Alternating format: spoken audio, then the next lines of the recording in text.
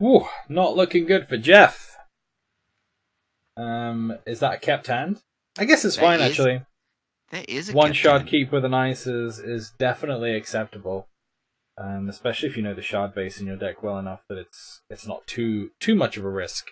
He has a very playable hand once he gets Sapphire, so yeah, okay.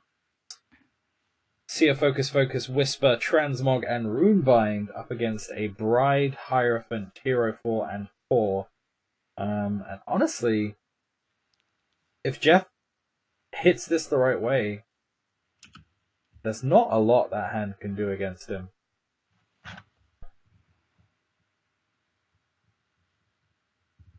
So let's see what happens.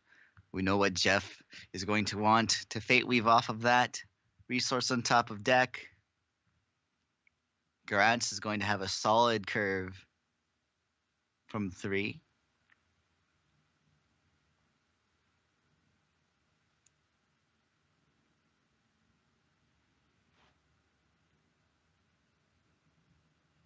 Sapphire Ice again. Oh no, it's a Diamond Ice, never mind. Who knew? It looks vaguely bluish. Who knows what this ice is?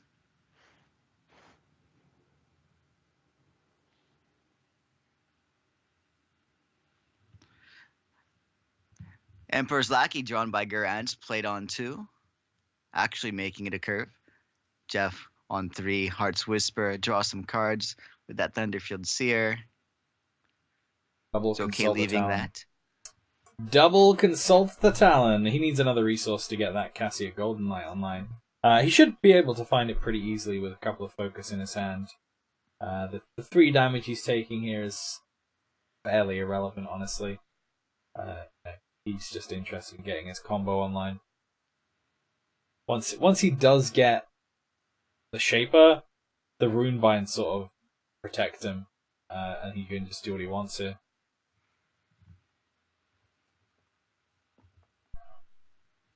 So it's either a consult or a focus here.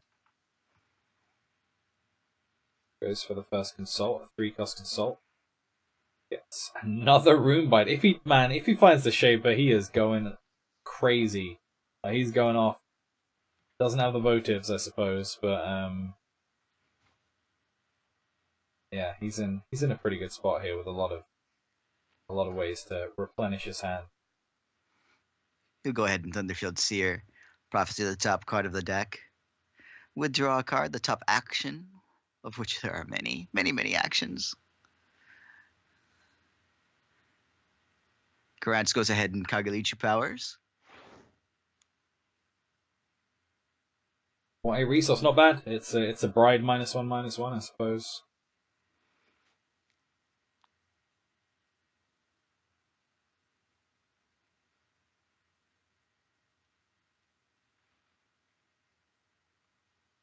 Attack in for 5. Not going to be blocked at all. Cassia down to 15. Evaporate's not bad. He needs to, if he can find the Shaper in 2 Arcane Focus, and he's exactly where he wants to be. He actually picks up a 3rd Arcane Focus. Taking a little bit of time here. Ends up picking up another Consult the Talon. That's just going to go straight on its side, I reckon. Transmog's the Bride first, so he's not losing his board state here.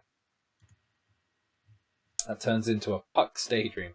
That's actually a little bit scary. Goes to Consult nonetheless. Picks up Cosmic Calling and a couple shards. Interesting. No Shaper yet, though, so not quite going to Crazy Town just yet. So many cards, I have to discard a shard.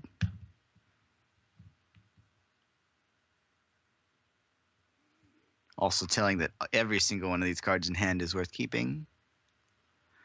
Taking another 5 from Rune Ear. Taking another 8 total, actually. Evaporate on Hierophant is actually going to be responded to by sacrificing it to keep an Abomination out. Also puts it in the crypt for whatever you might want it to do in the future, or to scrounge. Puck's Daydream there hits and adds another permanent resource. We see the ice come down. Cosmic Calling, hunting for that Shaper.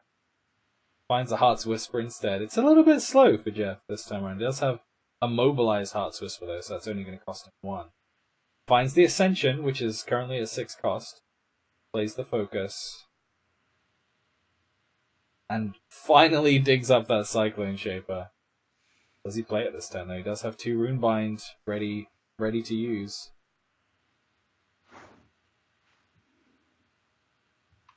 Not comfortable being completely out of resources here. He holds it up. And actually baits out a removal in the process, which is pretty handy for him. But JeffHoogland is at 11. Garant wanting to take out that blocker. He currently has, with these Dreadlings, 9 attack with the Dreadling. 10 attack if he makes 1 more. Looks like he'll go in with 9. Evaporate will save 4 damage by putting the Abomination back in hand.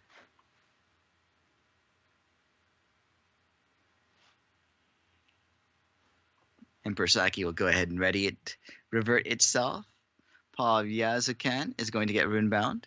And that also means that the Scrounge that was just done gets reverted when it is played for free from a resource entering hand. Jeff here just wants to make sure he's got the 3 troops for Consult the Talon, because he doesn't want to pay anything for it.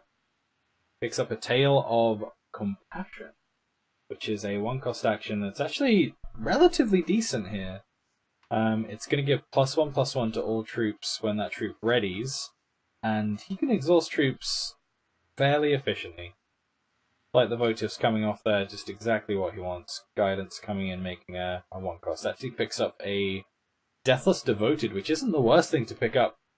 Reverting things is actually pretty relevant here. Focuses, makes a Death Crawler, picks up another Calling.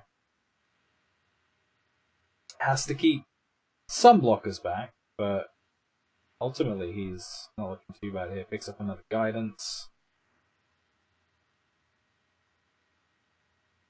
Some Moon Warden.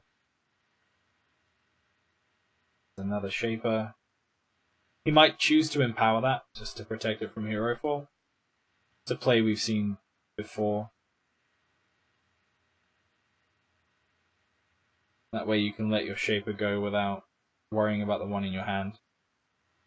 So Wolsey Wabbit. It's pretty good too.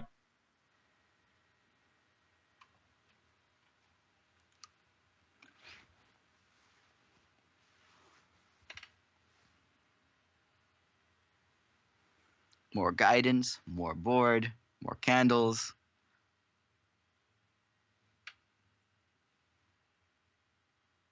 This might be slipping away from Garant, who got so close. JeffHoogland at 6 health.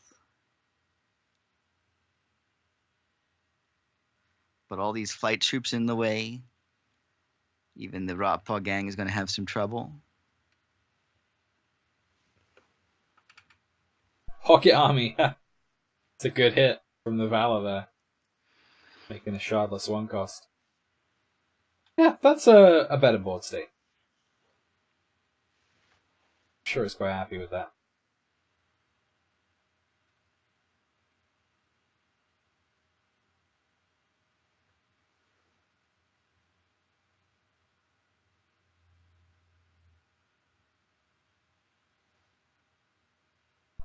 Notably doesn't empower the Shaper. Not a huge deal. He's probably pretty locked in here regardless. Anything that is a concern to him, he can Runebind, Transmography. We see the gang come down.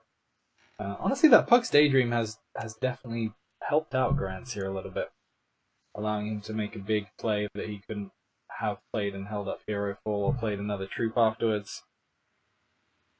But man, does it not look good for Grants here.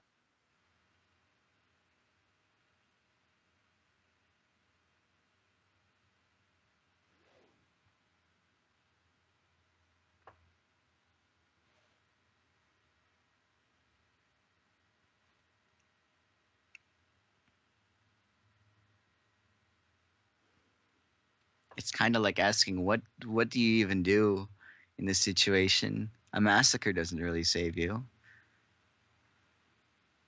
We don't have extinction. The Paragon endgame of Diamond Sapphire, still solid. Culmination didn't happen.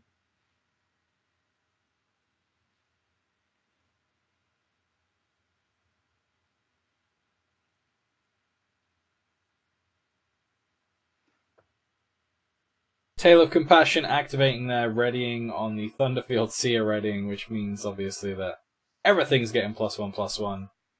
Paragon of Thought is going to make a...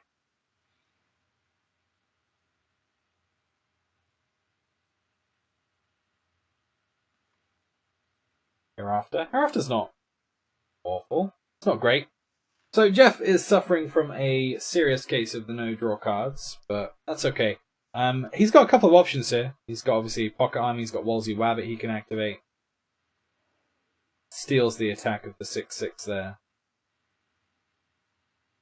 And then he copies the Rockpaw Gang itself. He can sacrifice off a troop to make that flight, life drain. That's probably better for him than anything else he can do this turn.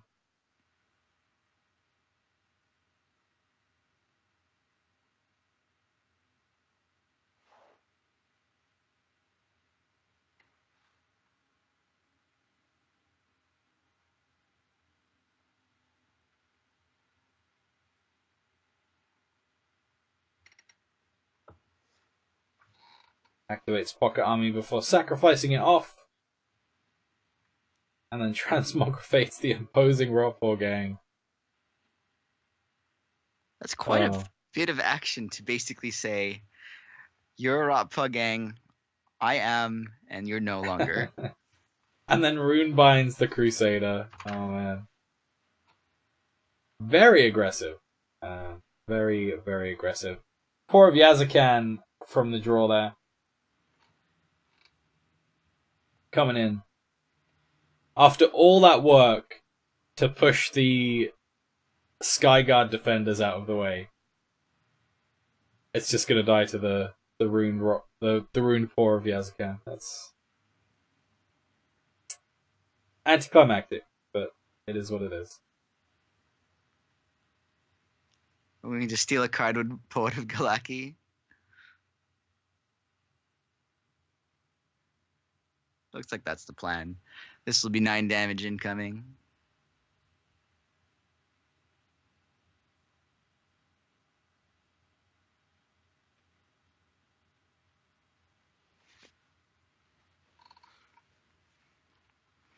We've taken a Cottontail Explorer. Can't even play it. We got no. Jeff has no Wild Threshold.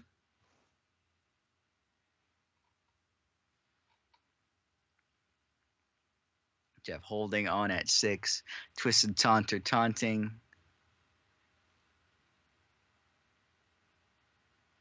Couple of Rancors, why not?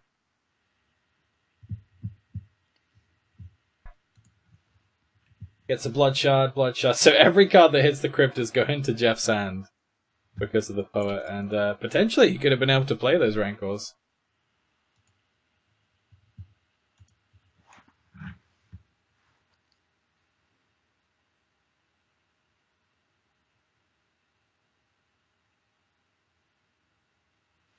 And that was game 1. JeffHoogland holding on at 6 health, getting to where Diamond Sapphire wants to be, and winning with an overwhelming board. Garantz down 1 game, still wants to finish his 6-1 in this round 7 match. JeffHoogland starts with the Shapers. Don't have to quest for them. 2 resources. Has his Threshold, Guidance, 2 Arcane Focus. Seems excellent. Meanwhile, Cottontail Explorer Fintail.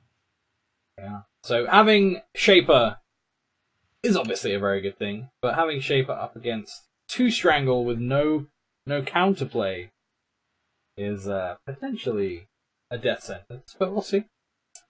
Plenty of draws to come before those Shapers even hit the board.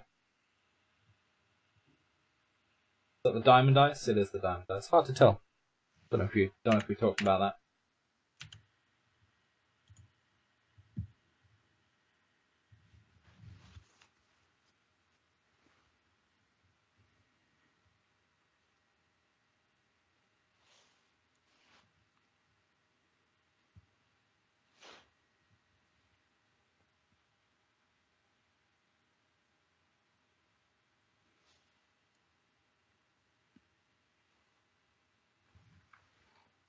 Fentio coming down. Fentio might get some activations in here. There are no ways to prevent that from happening.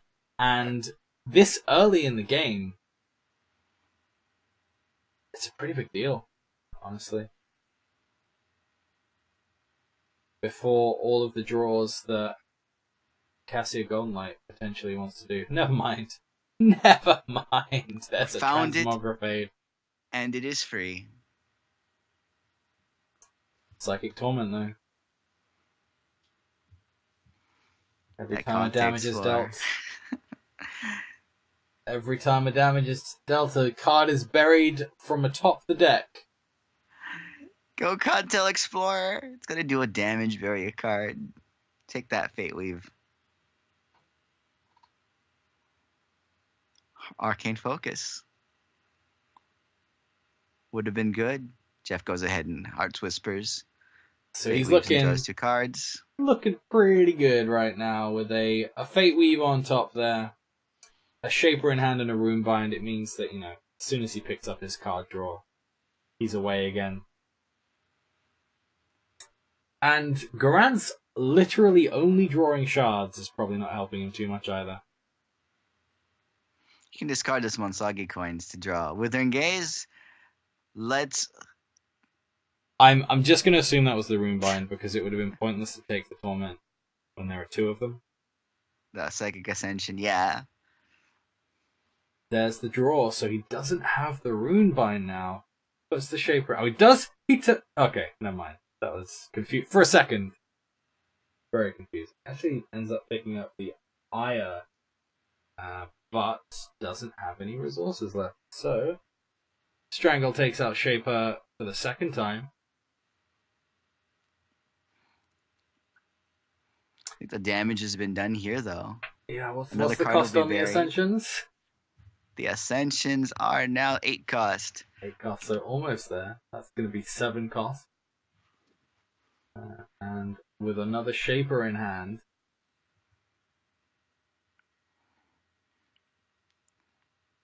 Things are looking up again for Jeff. A momentary lapse.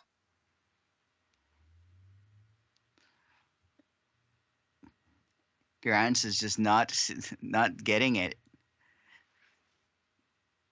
The shards have all come out to play. Psychic Ascension for 7. Whew. And Garantz